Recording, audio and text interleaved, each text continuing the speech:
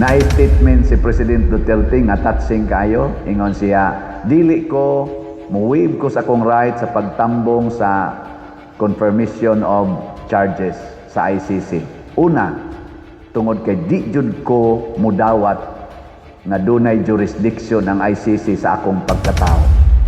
Mamatay man ko niining maong sitwasyon, padayon kong nahigugma sa Pilipinas.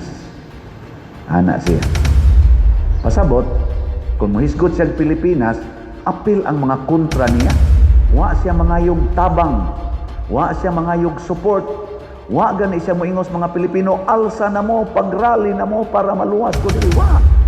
Ang akong kasing-kasing og kalag, ang akong lawas madugta man eh, pero ang akong kasing-kasing og kalag naagi dihas Pilipinas. Kanunay kong nahigugma sa Pilipinas. Oh, nindot kahit paminahon. Dadagan ang Mita News Update. Linyay mong tupad, ingna nakasintro kas kamatuoran. Ingna nakasintro bakas kamatuoran o nakasintro lang kas imong gusto. Lahi ra ba na nakasintro kas imong gusto, usahay dili man na mao ang tinuod, pero imo lang nang gusto. Lahi sa nang makasintro kas kamatuoran.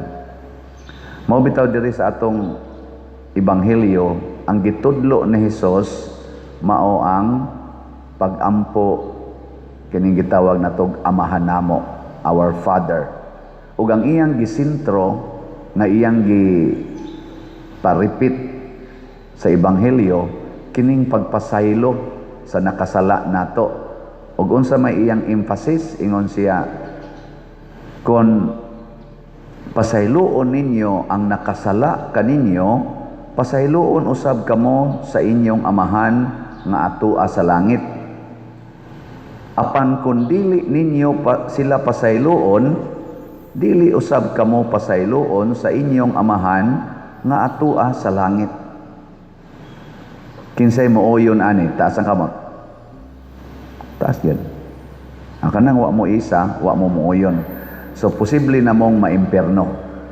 Sa ato pa dili mo pasaylo basta dili mo kauyon. No? Pero ang gusto ni Kristo, pasayloon gyud ang nakasala nganhin nato. Do na pagan ini emphasis 77 times, kapituan kapito.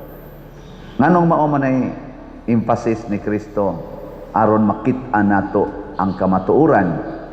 Kana manggong mangita tag kamatuoran nga gigiyahan tas atong kasuko, gigiyahan tas atong kalagot ug pagdumot, di ta kakita as kamatuoran. Oh. Mahimo kang biased. Naminaw mo sa hearing dito sa ICC, naam na social media, nalingaw kog paminaw, naabutan kog alaunas kaadlawon. Kay aligri man kayo, musulti ang side sa prosecutor katong nagkiha nga nagpapriso dito sa atong former president, musulti sad ang kaning defense panel. Mao pa man ni part, hangtod pa man ni kuno sa karong 27. Kada adlaw na sila tubag-tubag, sukli-sukli. Malingaw ka eh. Mailhan gid nato kinsa tong nangitas kamatuoran o kinsa tong nangita lang yun sa katumanan sa iyang gusto. Ana, ngano man kay ang ako nakita lang ha, tingali sayop sad ko, pero murag naaman say ubang mga vloggers o mga komentary sa mga lawyers nga akong napaminaw nga ni jibe sa akong initial observation. Ang dito sa prosecutor katong nagkiha ni President Duterte, daghan kay sila batik nga statement against sa presidente sa gipriso, pero why substantial support statement ra ba? iyang gihimo ang systematic nga pagpatay og nahimo na ning culture of killings aron mapatuman ang iyang gusto gasugod ni Davao hangtod sa tibuok Pilipinas. Ug hangtod karon naghilak pa ang mga biktima nga gipamatay diha sud sa balay, mga inana ba kanang pakuan gyud paukyab sa dugo. Pagtubag sa diri Pikas, niingon sang Pikas kanang iyang statement iya nang gisulti out of context. Out of context. Kay among gi-search ang ilang mga statements kay gibase man na sa mga speeches ni President Rodrigo Duterte. Diha mismo sa iyang speech, iya nang gisumpayan. Murabag kung maingon si Duterte, og musukol patya. Ana, di ba yun siya? Patya ng mga adik. Pero ang iyang context di ay, kung dili mo surrender, niya mo sukol og namiligro na ang inyong kinabuhi, isip self-defense, unhi, ayaw mong pauna. Kay purting gastos gobyerno ninyo para mahuman mo sa inyong pagkapulis, unya patyon lamuan ang adik, unhi na lang. Unya, buhata na ninyo, in the line of your duty, doon na mo'y total support gikan ako. Ako'y mudupan ninyo, di mo kasuhan, dili sad mo mapriso. Basta inyong gibuhat ang inyong duty. Yan na pag isa isumpay. Pero mag-abusar gani mo, doon nag-impernong mahitabo sa inyong kinabuhi. Kay, og inyong abusahan kining akong sugo, pasabot, mupatay ka nga, imo na lang yung gituyo, mas grabe pang imong silot sa kriminal nga imong gigukod. Gisulti na sa iyang speech, pero dili na kuhaon, matod pa sa pruiba diri ni Kochman, dili tiwason og kuha sa mga prosecutor. Kadto ra yung giingon nga, patya og musukol. Nga namang ingon ana man, kay ang prosecutor, ang ila ra yung gusto nga malata si President Duterte sa prisuhan. Kana ilang objective, dili ka matuoran. Ang ilang objective nga malata lang yung kadiyas prisuhan. Kaya di ko kadawat nimo. Yan, niingon dayon sila, kung dili ni ninyo siya, kay karon ko ang paman, confirmation of charges, pasabot, dawaton ba ang kaso o dili?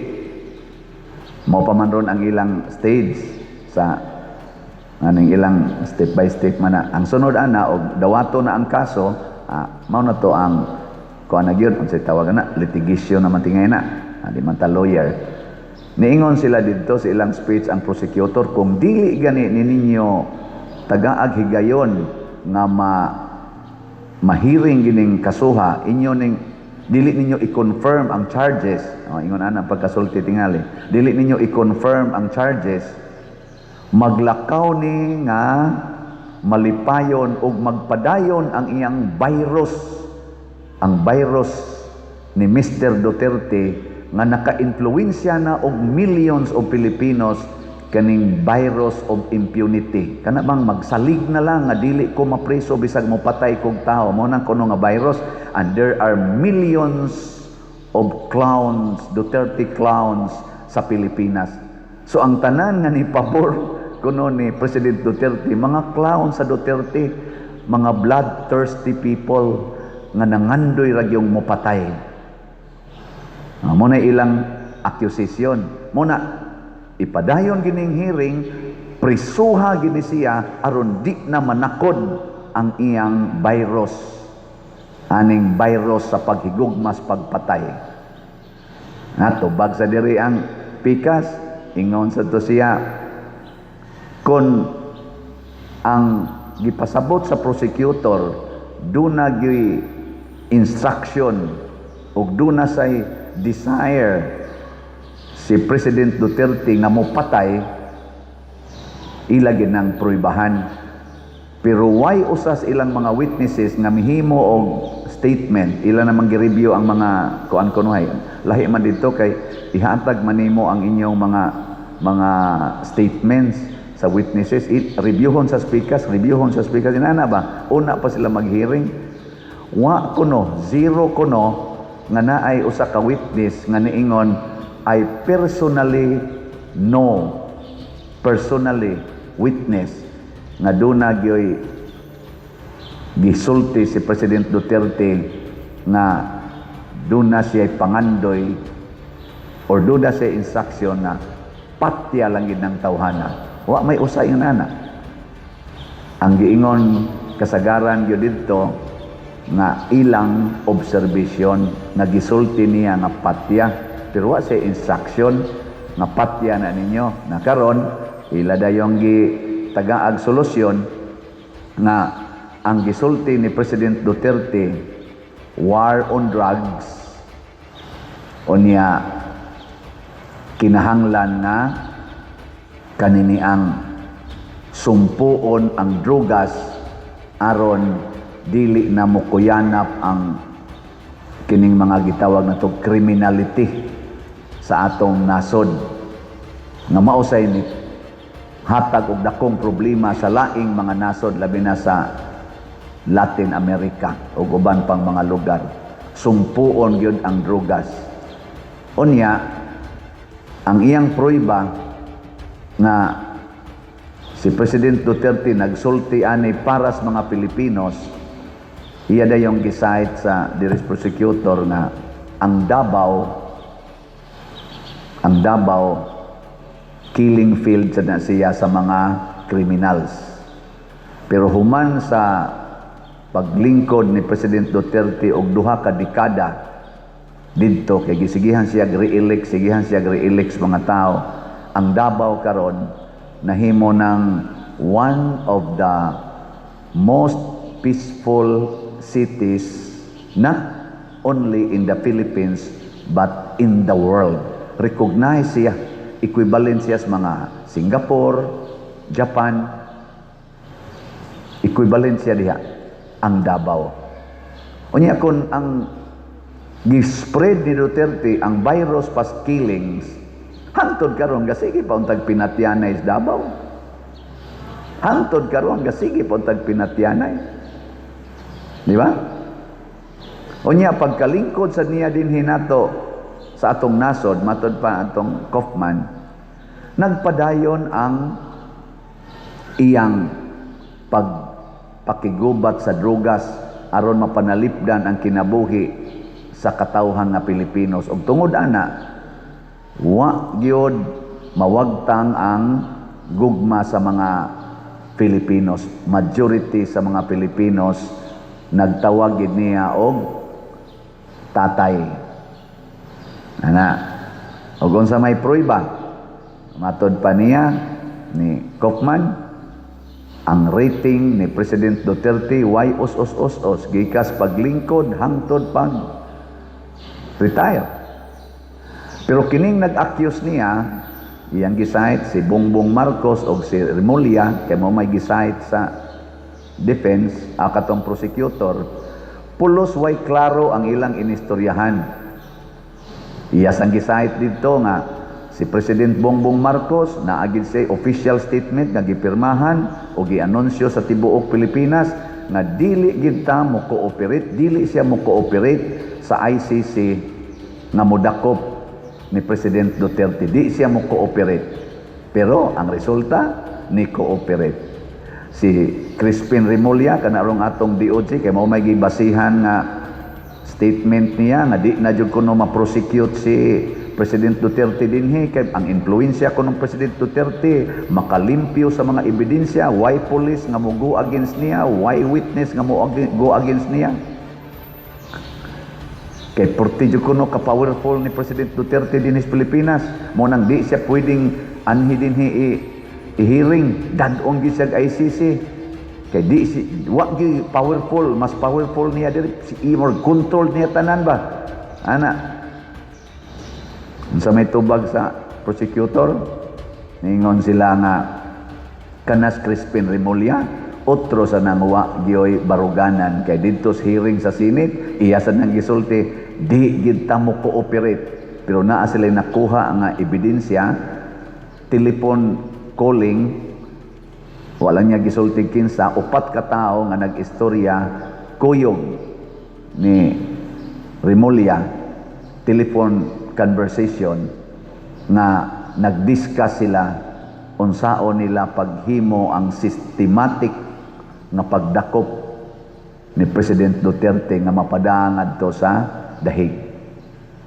Ug proud pa kuno kaayo ang usa nga niingon, ako mo'y nag-represent ni Bongbong Marcos para i-arrange yung maayo ang system para dakpon gining kani manggawas gid unya ni og madayon ang hearing. Pero ang ako lang gitan-aw ba, kung mangita kag kamatuoran, ang prinsipyo nga barugan mao ang ebidensya. Sa ato bang balaod ba? Dili ang istorya-istorya o ang imong mga gitawag og subjective opinions, kung dili ebidensya. Wa sila'y klarong ebidensya ang prosecutor so far. Ba ray gaaya kadaghan na sa nakadungog ana nga nipatay siya 30,000, nipatay siya. Kadaghan na takadungog ana dinhi. Nya wa gyud kaso nga gifile ngano man kay dili sila ka-file og kaso kay puro ra istorya. Nga matod pa sa ni Kaufman, murabag words for the wind, mga pulong nga para ras hangin. Pero kung si President Duterte kuno'y musulti, his word is his word. Murabag barugan niyang iyang word. Pero kung si Bongbong Marcos kuno'y musulti o si Crispin Remulla, para ra ginas hangin, way kamatuoran. Ang mga ingnana, bilingi ay mong tupad.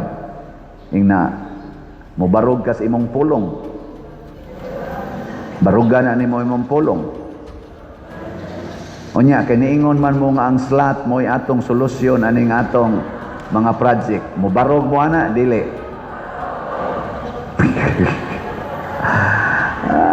Bantay mo ha. Barugan ta gini atong pulong. Kay, nito man ta nga ang slot. Pahatag ng slot. Mo na ang pulong nga barugan. Mo na gitawag og kamatuoran. Pero sa akong pagpamalandong aning atong ebanghelyo, connection sa first reading, niingon there is first reading, ang akong pulong nga mugawas akong baba, niingon ang Ginoo, dili mo balik nako nga dili motuman sa iyang tumong og tuyo. Mura kunog uwan ba nga inig uwan, di gina mo balik ngadto sa langit nga dili mo basa sa yuta. Kay ang purpose sa uwan aron man tagaag tubig ang yuta. Hatag ginagtubig. Ang pulong sa Ginoo kamatuoran. Muna iyag yung ipalutaw ang kamatuoran. Muna diri sa atong tubag sa Salmo, sa atong tubag, ang Dios magluwas sa mga matarong gikan sa tanan nilang mga kagulanan. Ug unsaon man niya pagluwas, iyang ihatag ang kamatuoran. Matod pa ni Kristo, ang kamatuoran mao'y mudala ninyo sa kaluwasan. Pero unsa man giunang kamatuoran nga atong puy-an, ang pagpasaylo sa mga sala. Kay kaning sala, mga igsuon, mutap-tap gini nato. So nindot kaayo kung maghusay ta nga nagkapasayloay na aron ang kamatuoran nalay atong pangitaon. Pananglitan, gipasaylo na sa prosecutor si President Duterte nga nakapasakit nilag pulong o nakapasakit sa iyang aksyon niya, gipasaylo na niya. Ang pangitaon, ang kamatuoran, ang tinuod nga ebidensya. Mao na lang to'y pangitaon. Pero ang pagpasaylo, okay na. Pwede man nimo ipapriso ang tao nga imo nang gihigugma. Di ba? Di day pwede. Imong bana, gipatay inyong anak. Kay nakaana siya, niya na bad trip siya, giputla niya sliog inyong anak. Nga ikaw ang asawa, unsa may imong buhaton? Imo gid siyang pailag kaso. Pero pasaylua usa siya. Nganong imo man pasayloon?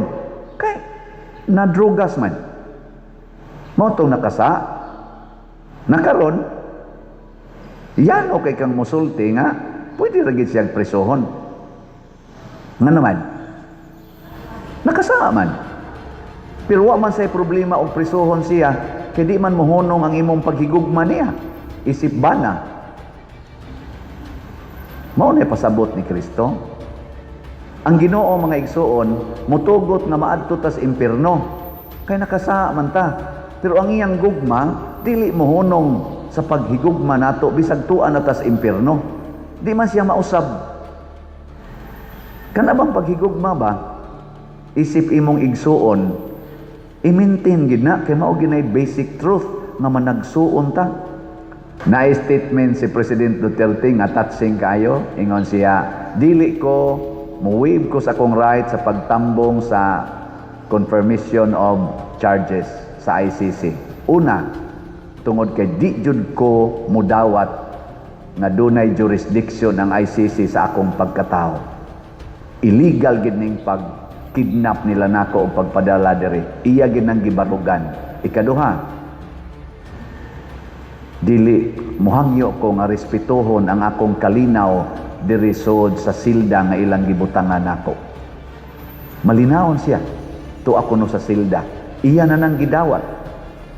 Unya ningon siya, guwang nako, luya nako, masakito nako, ako na sang gidawat ang kamatuoran nga anytime mamatay ko dinhi aning lugara nga ilang gibutangan nako.